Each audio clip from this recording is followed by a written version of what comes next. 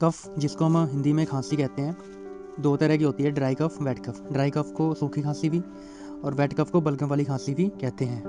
Dry cough में basically दो तीन तरह की कंडीशन होती है। पहली कंडीशन जिसमें सूखी खांसी आती है, गले में खराश रहना, तो उसमें हम बेनाड्रिल डीआर सिरप का यूज़ कर सकते हैं, जिसमें डेक्स्ट्रोमेथोर्फन सिरप होता है।